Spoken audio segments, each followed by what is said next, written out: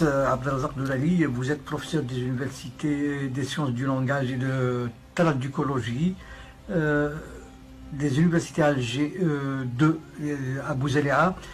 Comment évaluez-vous la situation de Tamazight en Algérie? La question de la normalisation. Depuis 1995 jusqu'à 2002, elle s'est faite de manière empirique. Chose Bouzharon, il n'y avait pas de méthode didactique spécifique. Il n'y avait pas non plus, et c'est ça le plus grave, il n'y avait pas de texte authentique de la langue pour faire un enseignement de la langue correctement.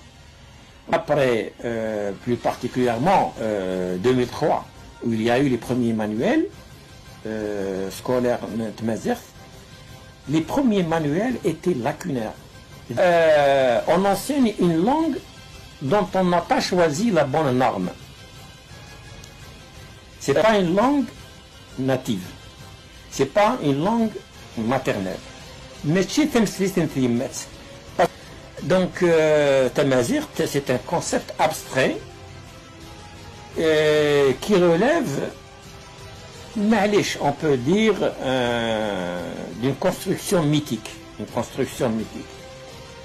Parce que Medel, ils se sont trompés de combat. Les militants étaient pressurés,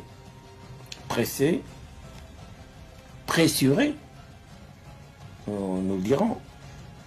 L'idée fondatrice était une idée mythique, c'est l'unification. Et ça a posé des problèmes. D'abord, j'allais dire les planificateurs linguistes, la normalisation, ce n'étaient pas des grands linguistes. Ce n'étaient pas non plus des gens qui étaient savants dans le domaine. Le côté militant prenait le pas sur le côté scientifique. Donc l'enseignement était mal fait. Et on a eu en Kabylie, il y a eu même des articles de presse, etc. sur ça. En Kabylie, il y avait des gens qui avaient refusé d'accepter l'enseignement de Tamazight. J'avoue, je ne suis pas prophète, mais j'avoue que je l'ai dit dans les années 80. J'ai été étonné en 90, mars 90. J'ai publié un article dans un colloque sur les dialectes à Oran, les dialectes algériens à Oran, où j'ai dit les grandes erreurs qu'il faut éviter, c'est d'essayer de créer une langue unique, parce que ça va être une langue froide, où les gens ne se... Donc, quand tu fais un enseignement en Haute-Kabylie, que les gens demandent des dérogations, il faut aller voir au niveau des académies locales combien de gens ont demandé des dérogations pour leurs enfants pour ne pas subir cet enseignement. Parce que c'est le cas de le dire, c'est subir l'enseignement. Donc, les méthodes étaient erronées et la norme était fausse. Cette façon critique de présenter les choses, ça n'est pas pour juste décrédibiliser les gens qui ont fait ce travail. Les gens qui ont fait ce travail ont fait un grand boulot, ils ont fait beaucoup de sacrifices. Malheureusement, ils étaient tellement gentils, ils avaient tellement de bonnes intentions qu'ils se sont complètement fourvoyés. Alors, pendant la même période, si on n'arrive pas à faire accepter cet enseignement chez les berbérophones, les amazirophones, comment le faire accepter chez les arabophones? Et là où on voit la demande de généralisation, dans ces conditions-là, et la demande du caractère obligatoire était erronée. Parce que c'est pas ça qui est le plus important. La conception, c'est pas partir de l'idée d'une langue Tamazight unique, mais partir de la réalité. C'est-à-dire Tamazight, c'est tellement générique. Isherkar, parce que c'est effectivement la même famille de langues. Elles se ressemblent au niveau structural, mais elles ne se ressemblent pas au niveau socio-culturel. Il a un mode de vie qui est autour du désert et articulé sur ça. Donc il a une culture du désert. C'est pas la même chose, par exemple, entre le Touareg et le Kabyle. Le Kabyle, il vit dans les montagnes, dans la végétation, etc. Donc sa vie est organisée comme ça. Donc la langue suit, elle exprime finalement le mode de vie que nous avons. Donc il faut partir de la réalité. Il y a une variation, à peu près 7 grandes variétés. 7 grandes variétés. Mais dans les variétés, il y a encore de la variation.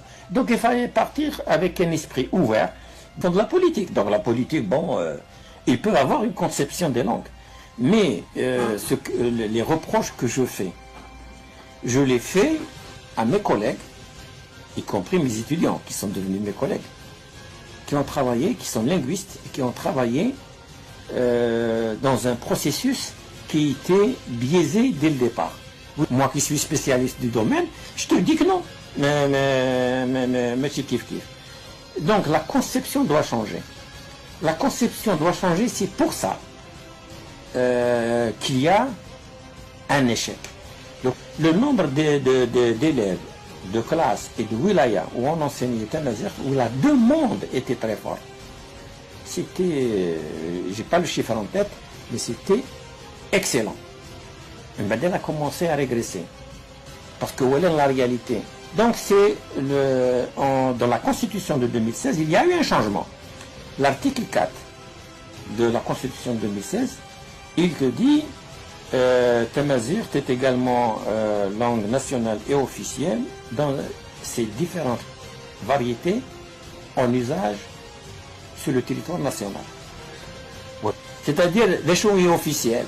Ce n'est pas un Tamazight complètement froid, détaché de l'affect des gens, de la réalité des gens, de la réalité linguistique. C'est les différentes variétés. C'est-à-dire, Mzavé, c'est l'officiel Horse. Qbaili, c'est l'officiel Horse.